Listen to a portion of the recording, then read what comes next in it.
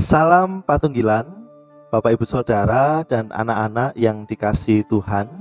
Saat ini kita bersama-sama kembali dalam gerakan gemar membaca Alkitab.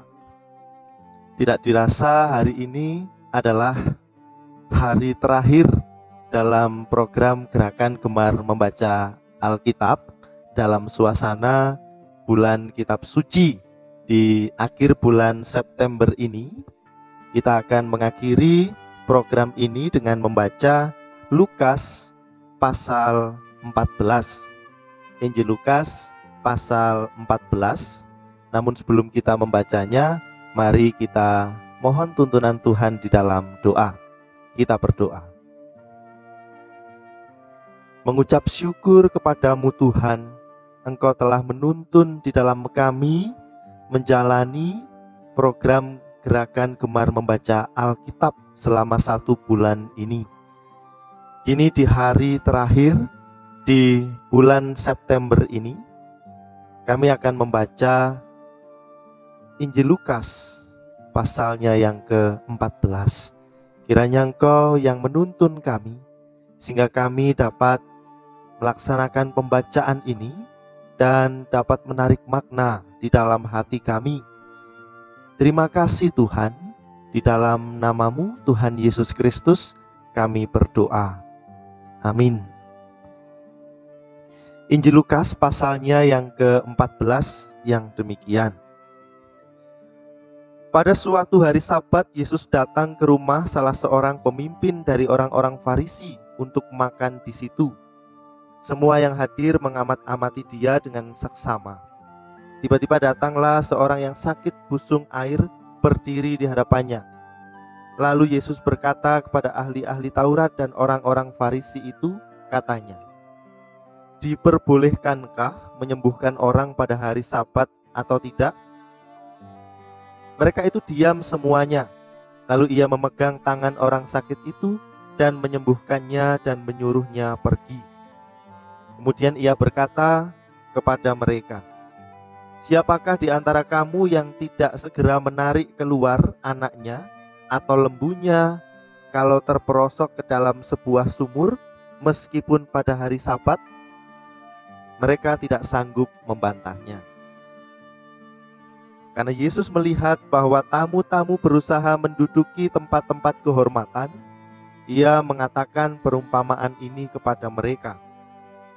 "Kalau seorang mengundang engkau ke pesta perkawinan, janganlah duduk di tempat kehormatan, sebab mungkin orang itu telah mengundang seorang yang lebih terhormat daripadamu, supaya orang itu yang mengundang engkau dan dia jangan datang dan berkata kepadamu, 'Berilah tempat ini kepada orang itu.' Lalu engkau dengan malu harus pergi duduk di tempat yang paling rendah. Tetapi apabila engkau diundang, pergilah duduk di tempat yang paling rendah. Mungkin tuan rumah akan datang dan berkata kepadamu, 'Sahabat, silakan duduk di depan.' Dan dengan demikian engkau akan menerima hormat di depan mata semua tamu yang lain. Sebab barang siapa meninggikan diri, ia akan direndahkan, dan barang siapa merendahkan diri, ia akan ditinggikan." Dan Yesus berkata juga kepada orang yang mengundang dia, "Apabila engkau mengadakan perjamuan siang atau perjamuan malam, janganlah engkau mengundang sahabat-sahabatmu atau saudara-saudaramu atau kaum keluargamu atau tetangga-tetanggamu yang kaya, karena mereka akan membalasnya dengan mengundang engkau pula, dan dengan demikian engkau mendapat balasnya. Tetapi apabila engkau mengadakan perjamuan, undanglah orang-orang miskin, orang-orang cacat, orang-orang lumpuh, dan orang-orang buta. Dan engkau akan berbahagia, karena mereka tidak mempunyai apa-apa untuk membalasnya kepadamu, sebab engkau akan mendapat balasnya pada hari kebangkitan orang-orang benar." Mendengar itu, berkatalah seorang dari tamu-tamu itu kepada Yesus, "Berbahagialah orang yang akan dijamu dalam kerajaan Allah." Tetapi Yesus berkata kepadanya, ada seorang mengadakan perjamuan besar dan ia mengundang banyak orang. Menjelang perjamuan itu dimulai, ia menyuruh hambanya mengatakan kepada para undangan, "Marilah, sebab segala sesuatu sudah siap." Tetapi mereka bersama-sama meminta maaf. Yang pertama berkata kepadanya, "Aku telah membeli ladang dan aku harus pergi melihatnya. Aku minta dimaafkan." Yang lain berkata, "Aku telah membeli 5 pasang lembu kebiri dan aku harus pergi mencobanya. Aku minta dimaafkan." Yang lain lagi berkata, "Aku baru kawin dan karena itu aku tidak dapat datang." Maka kembalilah hamba itu dan menyampaikan semuanya itu kepada tuannya. Lalu murkalah tuan rumah itu dan berkata kepada hambanya, "Pergilah dengan segera ke segala jalan dan lorong kota, dan bawalah kemari orang-orang miskin dan orang-orang cacat, dan orang-orang buta dan orang-orang lumpuh."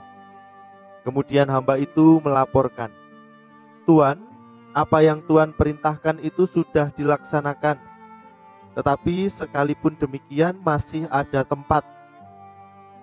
Lalu kata Tuhan itu kepada hambanya, "Pergilah ke semua jalan dan lintasan, dan paksalah orang-orang yang ada di situ masuk, karena rumahku harus penuh. Sebab aku berkata kepadamu, tidak ada seorang pun dari orang-orang yang telah diundang itu akan menikmati jamuanku." Pada suatu kali banyak orang berduyun-duyun mengikuti Yesus dalam perjalanannya. Sambil berpaling ia berkata kepada mereka, "Jikalau seorang datang kepadaku dan ia tidak membenci bapaknya, ibunya, istrinya, anak-anaknya, saudara-saudaranya laki-laki atau perempuan, bahkan nyawanya sendiri, ia tidak dapat menjadi muridku. Barang siapa tidak memikul salibnya dan mengikut aku, ia tidak dapat menjadi muridku. Sebab siapakah di antara kamu yang kalau mau mendirikan sebuah menara, tidak duduk dahulu membuat anggaran biayanya, kalau cukup uangnya untuk menyelesaikan pekerjaan itu? Supaya jika ia sudah meletakkan dasarnya dan tidak dapat menyelesaikannya, jangan-jangan semua orang melihatnya, mengejek dia sambil berkata, 'Orang itu mulai mendirikan, tetapi ia tidak sanggup menyelesaikannya.' Atau raja manakah yang kalau mau pergi berperang melawan raja lain, tidak duduk dahulu untuk mempertimbangkan apakah dengan 10.000 orang ia sanggup menghadapi lawan yang mendatanginya dengan 20.000 orang? Jikalau tidak, ia akan mengirim utusan selama musuh itu masih jauh untuk menanyakan syarat-syarat perdamaian. Demikian pula lah tiap-tiap orang di antara kamu yang tidak melepaskan dirinya dari segala miliknya, tidak dapat menjadi muridku. Garam memang baik, tetapi jika garam juga menjadi tawar, dengan apakah ia diasinkan? Tidak ada lagi gunanya, baik untuk ladang maupun untuk pupuk, dan orang membuangnya saja. Siapa mempunyai telinga untuk mendengar, hendaklah ia mendengar." Demikian Bapak, Ibu, Saudara, juga anak-anak yang dikasihi Tuhan, pembacaan Injil Lukas pasal 14. Ini berakhirlah program Gerakan Gemar Membaca Alkitab di bulan Kitab Suci, bulan September ini. Dan kiranya kita semua tetap memiliki semangat untuk senantiasa membaca Alkitab, merenungkannya dalam kehidupan kita sehari-hari bersama dengan keluarga kita masing-masing. Demikian, sampai berjumpa kembali dalam program-program yang lain. Tuhan memberkati kita semua. Amin.